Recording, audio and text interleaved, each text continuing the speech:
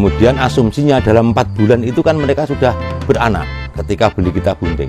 Asumsinya kalau kita punya 20 ekor, itu jangan asumsi yang paling bagus. Belum tentu 20 ekor domba itu semua beranak 2 ekor. Jikalau itu nanti beranak 2 ekor, ya dianggap bonus saja. Berarti kambing kita sudah menjadi 60 bersama bunting. Tetapi asumsi yang terendah 50% saja. Artinya kalau 20 itu paling tidak bisa beranak 30 ekor. Nah, 30 ekor itu sudah kembali. Modal kita sudah kembali separuh untuk itu.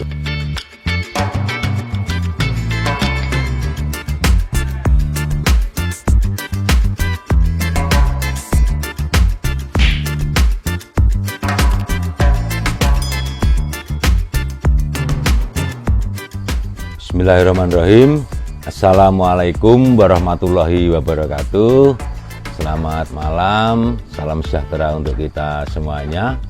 Sahabat ternak dimanapun berada, saya MH Zainuddin dari Surya Dipa Farm yang beralamat di Pule, Kerjo Kidul, Ngadirejo, Wonogiri. Pada kesempatan ini ingin berbagi tips atau sharing dengan sahabat ternak dimanapun berada berkaitan dengan bagaimana prinsip-prinsip dasar untuk memulai sebuah usaha domba.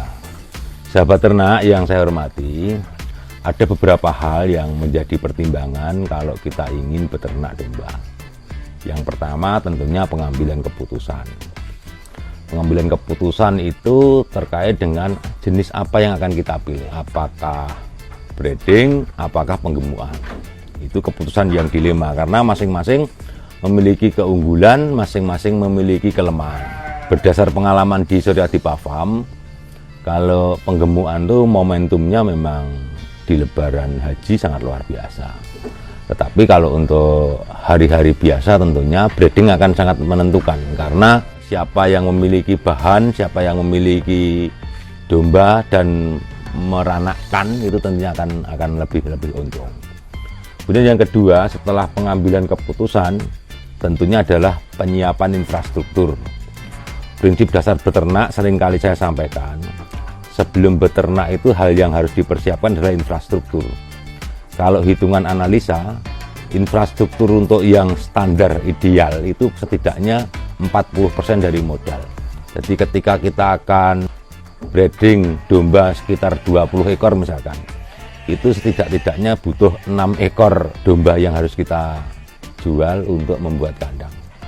Dengan asumsi kita belum memiliki kayu, asbes, belum memiliki atap dan sebagainya. 40% di dalamnya termasuk yang namanya bank pakan. Bank pakan yang ideal ya dari tong itu lebih ideal karena nanti pakannya agar efisien tentunya dengan pakan yang kita fermentasi. Itu yang kedua, infrastruktur harus dipersiapkan sebisa mungkin karena domba ini jenis domba yang selalu bergerak terus, maka diupayakan untuk kandangnya yang bakoh, kandangnya yang kuat, utamanya untuk alas domba. Kemudian yang ketiga, setelah infrastruktur tentunya kita bicara tentang bibit. Seringkali saya menyampaikan, bicara bibit ini tentunya kita akan bicara tentang kuantitas atau kualitas. Kalau breeding yang menjadi pilihan di Surya Dipa adalah bicara tentang kualitas. Misalkan 20 ekor, kita punya 40 juta, itu bisa mendapatkan 50 ekor juga bisa. Tetapi bisa jadi hanya 20 ekor. Karena memang 20 ekor itu kita pilih yang kualitas. Artinya yang bunting dan sebagainya. Ketika kita beli yang cempe-cempe, itu membutuhkan waktu setidak-tidaknya hampir 10 bulan loh. Untuk membesarkan, kemudian kawin, kemudian bunting, 5 bulan yang akan datang, jual. Nah, kalau kita pilih kualitas, misalkan yang sudah bunting, kita tinggal menunggu lah. Kita tinggal menunggu paling cepat itu 4 bulan. 4 bulan harus sudah keluar anakannya. Dan disarankan beli bibit ini kepada pihak-pihak yang dipercaya. Kalau kita beli bibit di pasar, tentunya keyakinan terhadap kebuntingan domba ya di bawah 50%. Karena di pasar tuh hukumnya kan kayak gitulah. Diplotot teteknya keluar dikatakan hamil. Kalau selama ini saya beli di farm, itu lebih meyakinkan. Nah, ketika kita milih bibit, Ada beberapa alternatif, bisa pasar, bisa petani, bisa ke farm. Saran saya untuk sahabat ternak dimanapun berada, beli ternak untuk pemula mestinya harus ke farm. Karena ada keuntungannya. Kalau kita misalkan beli 20, nanti datangnya berbarengan, mapannya berbarengan. Tetapi kalau kita beli ke pasar, mau cari 20 ekor belum tentu dapat. Karena pasar adalah ketidakpastian. Kalau di Jawa, pon hari ini dan pon yang akan datang mungkin berbeda. Kliwon hari ini dan kliwon yang akan datang mungkin berbeda. Rumusnya orang jualan ke pasar itu kalau enggak domba yang jelek, ya domba yang sakit. Di luar itu yang mereka yang kepepet duit, itu yang dijual. Ketika kita datang ke pasar kesiangan, ya terpaksa harus melalui beberapa calo sehingga harganya pun sama. Tetapi kalau farm dipastikan makanan sudah mapan dan sebagainya dan sebagainya. Kemudian hal yang tidak bisa dihindari dalam beternak domba itu adalah energi negatif. Seringkali kita mendapatkan energi negatif yang datang justru dari orang-orang sekeliling kita, tetangga kita dan sebagainya. Kalau bahasa Jawanya dipaido. Orang melihat domba kita itu dipaido kita. Dikatakan sing dombanya jelek, kemahalan dan sebagainya, itu biasa energi negatif. Bahkan orang Jawa yang tidak tahu apapun bilang, larangan gue gitu. Padahal ukuran mahal dan murah itu bergantung penggunaan. Jikalau kita ternak, ya tentunya kan masih ada perjudian di sana, bisa menjadi baik atau tidak. Dikatakan mahal dan murah ketika hari ini kita beli, besok pagi kita jual, itu memang rem kita memang benar-benar harus pakem. Itu arah beternaknya adalah kepada jual beli. Kalau arah beternak kita mau bisnis, ya tentunya ada beberapa jeda waktu kira-kira mau apa. Dan itu tentang pemilihan bibit, energi negatif dan sebagainya. Kemudian yang keempat tentunya adalah tata kelola pakan. Ketika kita berbicara bisnis peternakan, hal yang menjadi kata kunci adalah tata kelola pakan. Pakan menurut saya tidak harus yang mahal. Bagaimana pakan ini bisa murah tetapi berkualitas. Kita harus bisa membedakan. Kalau yang sekedar hobi, saya pikir tidak perlu bicara tentang pakan. Mahal dan tidak, mestinya tidak menjadi masalah. Tetapi kalau kita berbicara tentang pakan atau bisnis beneran, tata kelola pakan menjadi kunci. Sebab ke depan kita tentunya akan menghitung berapa pakan yang digunakan oleh satu domba, kemudian nanti laku berapa kan harus dihitung. Maka kalau di Suryadi Farm ini kita menggunakan bahan-bahan limbah dari ampas singkong atau onggok, mungkin bahasa lain gamblong, yang kita fermentasi dengan mikroba buatan sendiri, dicampuri dengan beberapa bahan-bahan pabrikan. Saya meyakini kualitas. Kalau di tempat kami untuk ADG-nya kira-kira 1 minggu bisa 1,7 kg per ekor domba. Selain itu, agar kita tidak ngarit, tentunya kita harus memiliki bank pakan. Tong-tong itu kita silase beberapa bahan-bahan dari daun-daun, hijauan, jerami dan sebagainya, itu harus kita silase. Perbedaannya pakan di farm dan peternakan secara umum, petani dan sebagainya adalah di pakan. Kelebihan dari pakan fermentasi ini adalah pakannya bisa terserap di lambung domba, karena domba ini jenis Romanisia yang lambungnya ada 4. Kalau petani itu kan sering sambat, ini dombanya mbak-mbak baik keluhan terus kan begitu. Tetapi dengan difermentasi makanannya lebih sedikit tetapi terserap, karena dia akan nyaman. Di lambung 1 mereka akan terurai, di lambung 2 mereka akan terurai, lambung 3 terurai, lambung 4 terurai, baru menjadi indil atau serintil. Tetapi kalau hanya sekedar pakan hijauan dikasihkan, yaitu bablas terus. Lambung 1, lambung 2, lambung 3, lambung 4 langsung ini. Dan biasanya tata kelola pakan ini orang mencarinya adalah agar supaya makan terus cepat gemuk, itu salah. Ini melupakan kebersihan kandang. Ketika kita terlalu banyak hijauan, terlalu banyak comboran, itu tentunya kan efeknya kepada kandang. 1, kandangnya jemek, banyak air dan sebagainya.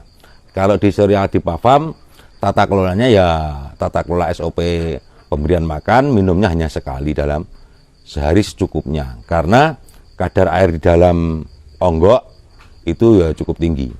Dan onggok itu adalah salah satu sumber energi yang paling tinggi untuk makan. Kemudian yang tidak kalah penting dari 4 hal yang saya sampaikan adalah analisa usaha. Kalau pengen usaha, tentunya harus ada analisa. Analisanya bagaimana? Ya, apa-apa itu sekarang kan mudah kita analisis. Bikinannya Tuhan Yang Maha Esa saja kan bisa kita analisis.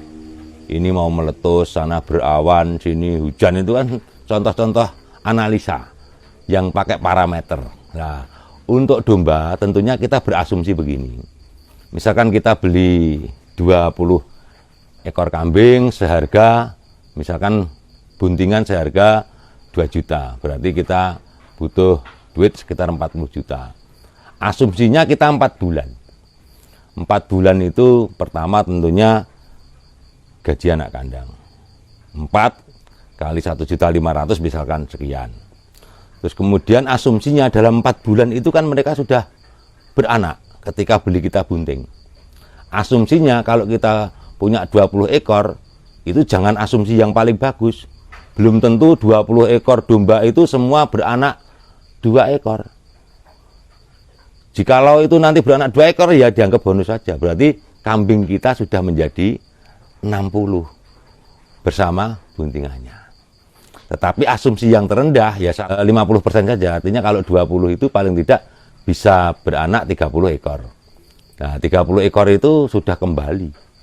Modal kita sudah kembali separuh untuk itu. Dan domba yang baik tentunya harus dikelola dengan baik dengan sistem tata kelola kandang yang baik. Misalkan SOP.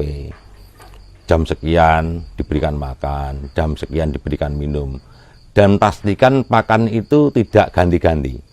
Karena akan riskan terhadap domba itu sendiri. Jadi pastikan domba yang atau pakan yang selalu tersedia. Jangan gonta-ganti, kalau istilah Jawanya kantrak. Nah, nanti kalau tentang bicara analisa, saya punya. Jadi pernah kami mencoba mencari pinjaman 300 juta. 300 juta itu terima bersih kita hanya sekitar 280 juta. Kita belikan kambing bibitan misalkan 1.500.000-an, itu biayanya ya kurang lebih mencapai, untuk biaya pakannya berarti kan 1 kali 186 kilo kali 4 bulan. Ketemunya di sini ada berapa ini? Ini contoh analisa usaha. Modal 300 juta, beli bibit maksimal 1.500 atau 1.500. Ini totalnya 279. Kemudian operasional gaji karyawan, kemudian listrik, air, pakan 186 kali 1.500 kali 31 hari kali 4 bulan, ini ada 34 juta. Kemudian total pakan dan operasional itu analisnya 52 sekian. Asumsinya ketika kita beli bibit 1.500, belum tentu semuanya nanti kompak dijual seharga 2.000. Ada yang lebih, ada yang kurang. Tapi untuk perhitungan 4 bulan, selama ini ya cukuplah untuk biaya dan untuk operasional kandang maupun anak kandang, termasuk laba yang kita terima. Dan sahabat ternak dimanapun berada, barangkali nanti lebih afdol, silahkan kita sharing lewat media apapun, entah Facebook, entah WhatsApp, maupun mau datang ke Soirati Farm, kita terbuka. Kita sama-sama belajar untuk mengembangkan peternakan ini sebagai nilai tambah untuk mempertahankan ekonomi, kedaulatan ekonomi kita sebagai manusia Indonesia, gitu. Nah, saya pikir ini yang dapat kami sampaikan. Ciudio Cak mrica polo kanggo tombo, karepe ngajak becik, umpama ditampa Allah, Jainuddin njaluk pangapura. Matur nuwun, merdeka. Oh.